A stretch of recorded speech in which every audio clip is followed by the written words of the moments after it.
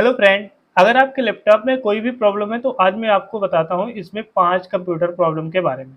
तो देखो, जैसे कि अगर आपके लैपटॉप में डिस्प्ले की प्रॉब्लम हो रही है, कभी-कभी डिस्प्ले आता है और चला जाता है या फिर कभी आता ही नहीं है। तो ये जो प्रॉब्लम होती है ये आपके लैपटॉप में रैम की वजह से होती है। अगर आपके लैपटॉप की रैम प्रॉपर तरीके से लगी नहीं रहती या फिर रैम खराब हो जाती है या फिर उसमें डस्ट आ जाता है, तब आपको डिस्प्ले की प्रॉब्लम आती है आपके लैपटॉप में।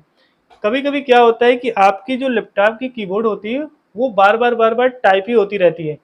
तो उस कंडीशन में आपके लैपटॉप में क्या करने की ज़रूरत होती है कि आपके लैपटॉप की कीबोर्ड जो होती है वो शॉर्ट हो चुकी होती है। जो बटन होती है, कोई पूरी कीबोर्ड नहीं शॉर्ट होती। कभी-कभी क्या होता है, पानी का एक बूंद भी अगर किसी बटन पे गिर गया हो और उसके बाद वो बटन बार-बार शॉर्ट हो जाती है, तो क्या होता है कि आपकी जो पूरी कीबोर्ड होती है वो शॉर्ट बताने लगती है, जिसकी वजह से बार-बार एक ही अक्षर टाइप होता रहता है। और जब तक आप उस बटन को प्रेस नहीं करते हो तब तक वो टाइप ही होता रहता है। तो जो बार-बार दबती रहती है वो आपकी कीबोर्ड से प्रॉब्लम होती है। कीबोर्ड को आप अगर चेंज करते हो तो आपकी ये प्रॉब्लम सॉल्व हो जाती है। तो ये हो गई 2 प्रॉब्लम। तीसरी प्रॉब्लम, अगर आपका लैपटॉप ऑन ही नहीं हो रहा तो ऑन नहीं हो रहा, इसका मतलब आपके लैपटॉप में 2-3 चीज़ों की वजह से नहीं ऑन होता। पहला, आपके लैपटॉप में बैटरी ना हो। दूसरा, आपका चार्जर प्रॉपर तरीके से लगा ना हो।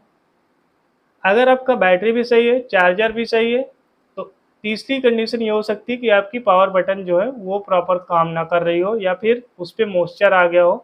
तो ये 3 चीज़ें हो सकती है। लेकिन अगर आपका ये तीनों चीज़ें ठीक है, उसके बाद भी नहीं हो रहा, तीनों चीज़ ठीक है, उसके बाद भी ऑन नहीं हो रहा, तो तब क्या प्रॉब्लम हो सकती है?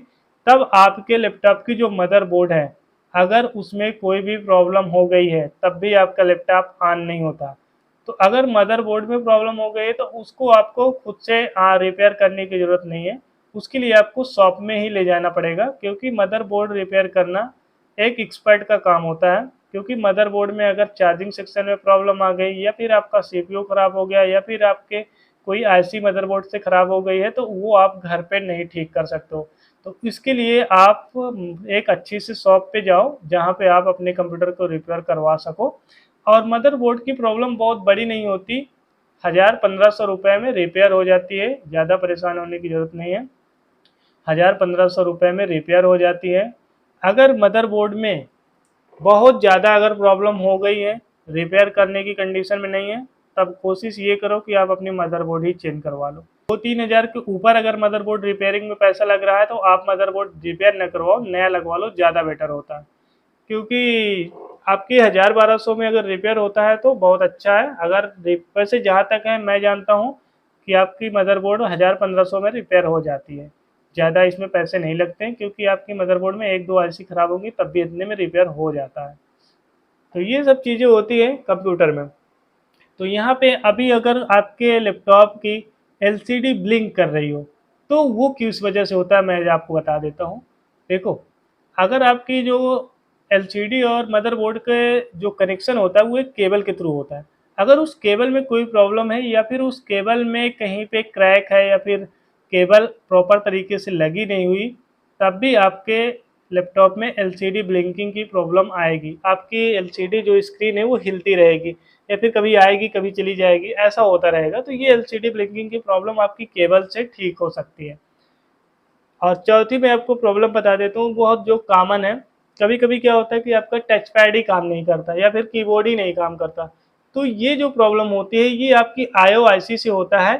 अगर आईसी में मतलब डस्ट बहुत ज़्यादा हो गया या फिर उसमें बहुत ज़्यादा मॉइस्चर वगैरह हो जाता है, तो वहाँ पे आईसी को साफ करने के बाद आपकी ये कीबोर्ड और माउस जो काम नहीं करता टच पैड, वो ठीक हो जाता है। बहुत कम ही प्रॉब्लम आती है कि आपकी आईओ आईसी को चेंज करने की ज़रूरत पड़े, नहीं तो क्लीन करने पे ये प्रॉब्लम ठीक हो जाती है।